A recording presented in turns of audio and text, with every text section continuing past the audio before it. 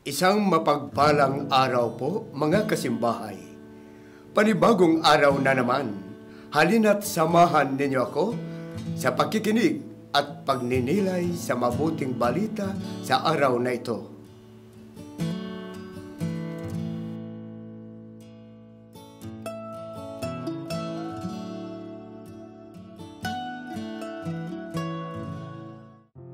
Ang mabuting balita ng Panginoon ayon kay San Mateo.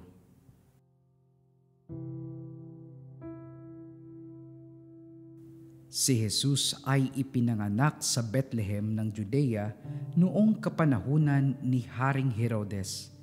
Dumating naman sa Jerusalem ang ilang pantas mula sa silangan at nagtanong-tanong doon, "Nasaan ang ipinanganak na hari ng mga Hudyo? Nakita namin sa silangan ang kanyang tala at naparito kami upang sambahin siya." Nang mabalitaan ito ni Haring Herodes, siya'y naligalig, gayon din ang buong Jerusalem. Kaya't tinipon niya ang lahat ng punong saserdote at mga eskriba sa Israel at itinanong sa kanila kung saan ipinanganak ang Mesiyas.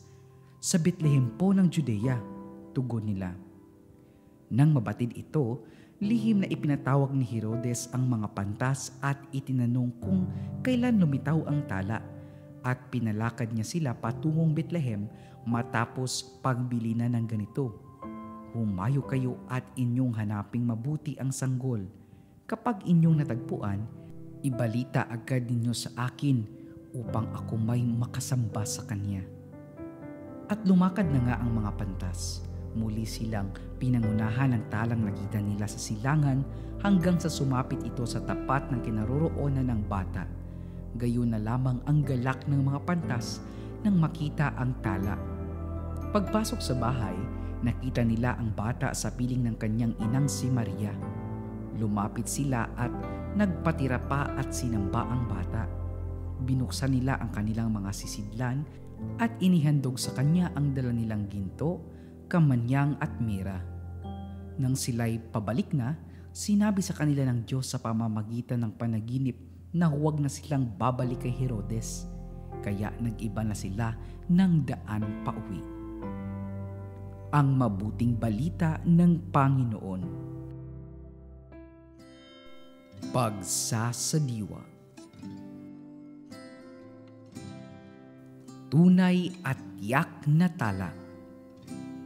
Nakita namin sa silangan ang kanyang tala at naparito kami upang sambahin siya. Sagisag ng Paskong Pinoy ang tala o parol. Makikita itong nakasabit saan mang dako na may Pilipinong komunidad bilang hudyat ng panahon ng Kapaskuhan at ang ligaya at kabanalang kalakip nito. Hindi lang ito isang palamuti. Sagisag ito ni Jesus na siyang pumawi sa malamlam na gabi at nagbigay ng kakaibang liwanag sa gitna ng kadiliman. Ang tala ay gabay ng mga manlalakbay. Noon, tanging mga tala ang nagsisilbing gabay ng mga manlalayag upang makarating sa kanilang patutunguhan.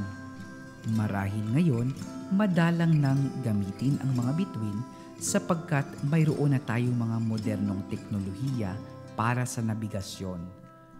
Ang mga tala ay nagbibigay ng aliw sa kapanglawan ng magdamag. Ang mga bituing ito ay nagbibigay sigla sa mundong nababalot ng dilim. Sa ating panahon, maraming mga tala sa mundo na nagbibigay ng panandaliang saya at mabababaw na ligaya. Nagmimistulang mga mamahaling bato sa kinang ang mga makabagong talang ito, ngunit hindi makapagbigay ng liwanag na magtuturo ng tamang landas. Marami pa ring nabubulag sa hatid nitong liwanag at nawawala sa landas ng kabutihan. Sa dami ng mga pagbabagong ito, mayroong isang talang hindi nagbabago. Si Jesus ang talang iyon. Nagsisilbi siyang kaisa-isang maaasahang liwanag sa isang kalawakang walang katiyakan. Tiyak na hindi tayo maliligaw kapag si Jesus ang ating sinundan. Ang kanyang liwanag ay nagbibigay ng tunay na kaligayahan at hantungan ng paglalakbay. Makadarama ng kapayapaan at kapanatagan ang sinumang makasusumpong sa Kanya. Mamamangha ang sinumang susunod sa liwanag ni Jesus sapagkat sa huli, mamamasdan ang Kanyang kabunyian bilang hari ng mga hari.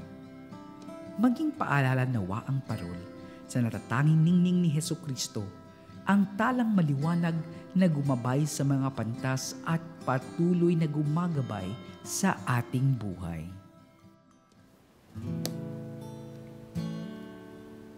Mga kasimbahay, napakinggan at napagnilayan po natin ang mensahe ng ating Panginoong sa araw na ito. Naway pagpalain kayo ng Panginoon sa ngalan ng Ama at ng Anak at ng Espiritu Santo. Amen.